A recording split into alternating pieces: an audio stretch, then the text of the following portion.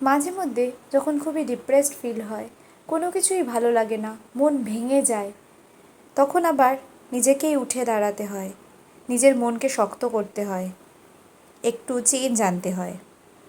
হঠাৎই একদিন প্ল্যান করে ফেললাম যে এই যে মন খারাপ, সেই মন খারাপটাকে ভালো করে ফেলার। তো তাই জন্য বেরিয়ে পড়লাম কোথায়? নিজের মনটাকে ভালো করার একটি দারুণ জায়গা, যেখানে গেলে নিজের সমস্ত মনের ভিতরকার যে সমস্ত কষ্টগুলো আছে সেগুলোকে ভুলে আবার ভালো করে লাইফটা স্টার্ট করা যায়। চলে গেছিলাম দক্ষিণেশ্বরে। ছেলেকেও সঙ্গে নিয়ে গেছিলাম।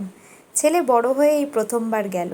এই পড়ন্ত বিকেলে মন্দিরটিকে যে কী অপরূপ লাগছিল সেটা বলে বোঝানোর মতো নয়। সত্যি গিয়ে যেন মনটা শান্ত হয়ে গেল।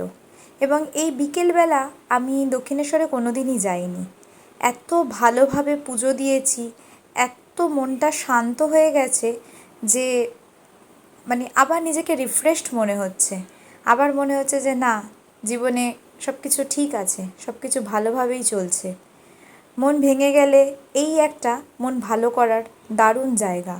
ভীষণ ভালো লেগেছে সন্ধেবেলার এই যে মন্দিরে এই যে লাইটগুলো জ্বালিয়ে দেওয়ার পর এত সুন্দর লাগছিল মন্দির, বা সন্ধ্যা আরতি দেখার পর মনটা সত্যিই খুব ভালো হয়ে গেল। দেন আবার একটা ফ্রেশ মাইন্ড নিয়ে বাড়ি ফেরার পালা।